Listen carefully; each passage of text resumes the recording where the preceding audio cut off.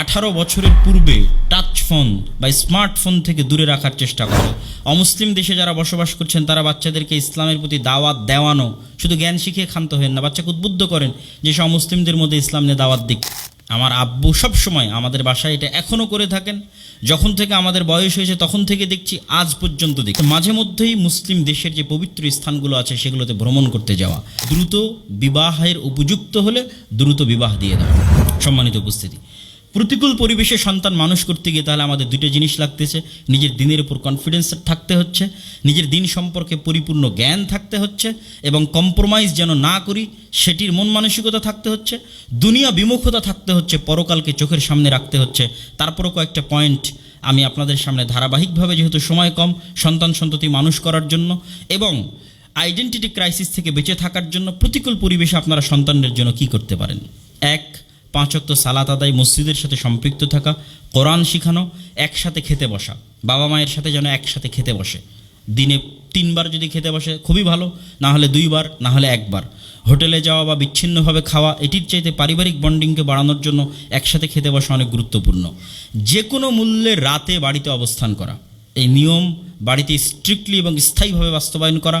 যেখানেই যাক, ঘুরতে ফিরতে রাতে সন্ধ্যার পূর্বে বাড়িতে ফিরে আসতে হবে, ছেলে হোক অথবা মেয়ে হোক, এবং বাড়িতে রাতে অবস্থান করতে হবে। 18 বছরের পূর্বে টাচ ফোন বা স্মার্টফোন থেকে দূরে রাখার চেষ্টা করা। 18 বছরের পূর্বে বা বয়স এবং বুদ্ধি ম্যাচুরিটি আসার পূর্বে আবাসিকে পড়তে না পাঠানো। যদি মাদ্রাসাও হয় তবুও, মাদ্রাসা হলেও বাচ্চাকে আবাসিকে পড়তে না পাঠানোই বেশি ভালো।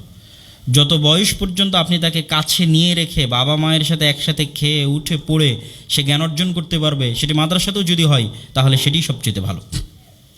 মসজিদ ভিত্তিক এক্সট্রা কারিকুলাম অ্যাক্টিভিটিসে বাচ্চাদেরকে জড়িত করা। আমরা শুধু তাদেরকে দিন শিখাবো এরকম না করে, দিনের সাথে এক্সট্রা কারিকুলাম অ্যাক্টিভিটিস। আপনার বাচ্চাকে আজকে ইমামতি করতে দিলেন, মসজিদের ইমাম মুয়াজ্জিনরা বাচ্চাকে আজান দিতে দিল, সরাসরি মসজিদের মাইকের আজান দেওয়ার সুযোগ করে দিল, তাকে ইমামতি করার সুযোগ দিল, তার দ্বারা খুতবা পাঠ করার সুযোগ দিল, অনুষ্ঠানে উপস্থাপনা করার সুযোগ দিল। রমাজান কেন্দ্রিক ব্যাপক কার্যক্রম হাতে নিতে পারে, এক্সট্রা কারিকুলাম অ্যাক্টিভিটিস মসজিদ কেন্দ্রিক। বাচ্চারাই যেন নেয়, আপনাদের ছেলে মেয়েরাই যেন নেয়। বিভিন্ন প্রতিযোগিতা হতে পারে, ইফতার আয়োজন হতে পারে। অমুসলিম দেশে যারা বসবাস করছেন তারা বাচ্চাদেরকে ইসলামের প্রতি দাওয়াত দেওয়ানো, শুধু জ্ঞান শিখিয়ে ক্ষান্ত হন না, বাচ্চাকে উদ্বুদ্ধ করেন যে সব মুসলিমদের মধ্যে ইসলাম নিয়ে দাওয়াত দিক, তার ফ্রেন্ড সার্কেলের মধ্যে ইসলাম নিয়ে দাওয়াত দিক। যে রাইটস ব্যবহার করার সুযোগ তার আছে, সেই রাইটস ব্যবহার করে সে ইসলামের দাওয়াতটা মানুষের মধ্যে দিক।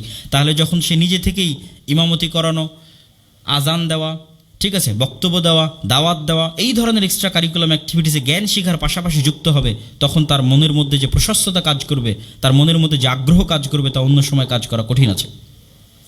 তারপরে জরুরি যেটি, সেটি হচ্ছে বাড়িতে মাঝে মধ্যেই পারিবারিক মিটিং করা। আমার আব্বু সব সময় আমাদের বাসায় এটা এখনও করে থাকেন। যখন থেকে আমাদের বয়স হয়েছে তখন থেকে দেখছি, আজ পর্যন্ত দেখছি যে অনুষ্ঠান যেভাবে হয় ঠিক সেভাবে, এবং এটা করা উচিত। যেমন আজকের অনুষ্ঠানের এখানে উপস্থাপক আছে, এখানে হামদ সানা আছে, এখন অমুক কথা বলবে, এখন অমুক কথা বলবে, টাইম টেবিল আছে। ঠিক বাড়িতে আপনার এরকম অনুষ্ঠান পরিচালনা করা উচিত, যেখানে আপনি বাড়ির ফুল সকল ফ্যামিলি মেম্বার সহ একত্রিত হয়ে সকলের সার্বিক দোষ ত্রুটি, বুঝ অবুঝ, আন্ডারস্ট্যান্ডিং গ্যাপিং যা আছে সব বিষয়ে হামদ সানা সহ, আসসালামু আলাইকুম সহ, আল্লাহর নবীর উপর দরুদ পাঠ এবং আল্লাহ সুবহানাহু ওয়া তাআলার প্রশংসা সহ পুরো একটা ফর্মাল অনুষ্ঠান আয়োজন করবেন। সপ্তাহে হোক, মাসে হোক। এটা কি পরিমাণ আপনার পরিবারকে এবং আপনার সন্তান সন্ততিকে উপকার দিবে তা আমি ভাষায় বুঝিয়ে বলে উঠতে পারবো না। পাশাপাশি এটা বেশি কাজে লাগবে যারা নন মুসলিম কান্ট্রিতে আছে, যারা ওয়েস্টার্ন কান্ট্রিতে আছে।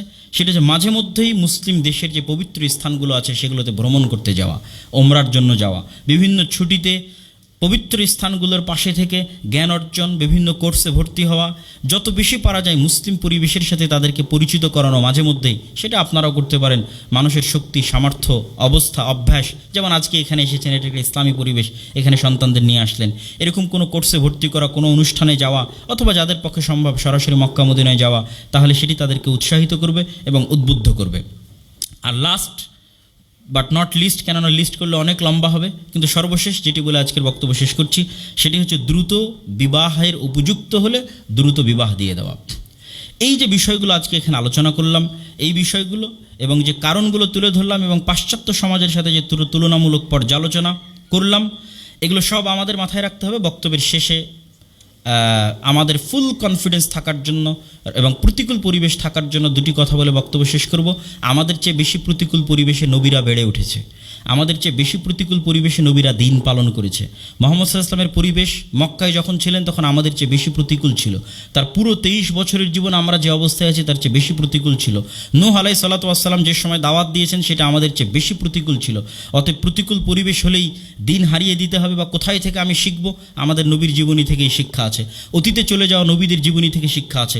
ইব্রাহিম আলাইহিস সালাম আমাদের চেয়ে বেশি প্রতিকূল পরিবেশে এককভাবে দিনের উপর অটল থেকেছেন, কোনো প্রকার কম্প্রোমাইজ ছাড়া। অতএব ইব্রাহিম আলাইহিস সালাতু ওয়াস সালামের কাছে শিখার আছে, তার ছেলে ইসমাইল, ইসহাক, তার স্ত্রীদের কাছে শিখার আছে, তথা পৃথিবীতে যারাই চলে গেছেন দিনের উপর তারা প্রতিকূল পরিবেশে দিন পালন করে গেছেন। রাসূলুল্লাহ সাল্লাল্লাহু আলাইহি ওয়াসাল্লাম এর একজন সাহাবী খুবাইব রাদিয়াল্লাহু তাআলা আনহু তিনি বলছেন, লাস্তু উবালি হিনা উকতালু মুসলিমান, আমি পরোয়াই করি না কোনো কিছুর যদি আমার মৃত্যু হয় ইমানের উপর, ইসলামের উপর, আর কিছুই আমি পরোয়া করি না। আমি ইসলাম এবং ইমানের উপর আমার মৃত্যু হচ্ছে, এটির চাইতে আর কোনো কিছু আমার কাছে পড়া না। আমার বাড়ি থাকলো কি গেল, চাকরি থাকলো কি গেল, জি না, আমি মুসলিম আছি, ইমানের উপর আছে, এটি আমার কাছে সবচেয়ে মর্যাদার। রাসূলুল্লাহ সাল্লাল্লাহু আলাইহি ওয়াসাল্লাম আলী ইয়াসিরকে ধৈর্য ধারণ করানোর জন্য তাদেরকে উপদেশ দিয়ে বলছিলেন, যখন তাদের উপর অত্যাচার হচ্ছিল, সবরান ইয়া আলা ইয়াসির ইন্না মাউইদাকুমুল জান্নাহ, হে ইয়াসিরের পরিবার ধৈর্য ধারণ করো। দুনিয়াতে তোমরা প্রতিকূল পরিবেশে দিন পালন করছো, আমি দুনিয়ার কোনো ওয়াদা তোমাদের দিতে পারছি না, তবে পরকালীন ওয়াদা তোমাদের জন্য থাকলো, সেটা হচ্ছে আল্লাহ সুবহানাহু ওয়া তাআলা পরকালে তোমাদের জন্য জান্নাত দিবেন। ঠিক আরেকটি কথা বলে শেষ করি। আসাদ বিন জোরারা যখন বায়াত নিতে গেছিলেন রাসূলুল্লাহ সাল্লাল্লাহু আলাইহি ওয়াসাল্লামের হাতে, রাসূলুল্লাহ সাল্লাল্লাহু আলাইহি ওয়াসাল্লামের হিজরতের পূর্বে, তখন রাসূল তাদের কাছে অনেক ওয়াদা নিয়েছিলেন। অন্যতম একটা ওয়াদা ছিল, আমি যদি হিজরত করি আমার ছেলে মেয়ে সন্তান সাথে পরিবার পরিজনকে নিজের ছেলে মেয়ে সন্তান সাথে পরিবারের মতো দেখতে হবে এবং হেফাজত দিতে হবে, নিরাপত্তা দিতে হবে। আরও অসংখ্য ওয়াদা ছিল। এর বিনিময়ে কি বাবা? ওয়ালাকুমুল জান্নাহ, এর বিনিময়ে আমি তোমাদেরকে দুনিয়াবি কোনো ওয়াদা দিচ্ছি না, এর বিনিময়ে আমি তোমাদেরকে ওয়াদা দিচ্ছি জান্নাতের। তো রাসূলুল্লাহ সাল্লাল্লাহু আলাইহি ওয়াসাল্লাম এবং আল্লাহ সুবহানাহু ওয়া তাআলা কোরআন মাজিদে বারবার মানুষকে পরকালমুখী করা হয়েছে এবং দুনিয়া বিমুখ করা হয়েছে। এই পরকালমুখী চিন্তা ভাবনা এবং দুনিয়া বিমুখ চিন্তা ভাবনা আমাদেরকে পৃথিবীর যে কোনো পরিবেশে আমাদের আইডেন্টিটি নিয়ে বেঁচে থাকতে সহযোগিতা করবে। আল্লাহ সুবহানাহু ওয়া তাআলা আমাদের তৌফিক দান করুক এবং কবুল করুক। আল্লাহুম্মা আমিন। ওয়া আখিরু দাওয়ানা আলহামদুলিল্লাহি রাব্বিল আলামিন। আসসালামু আলাইকুম ওয়া রাহমাতুল্লাহি ওয়া বারাকাতুহু।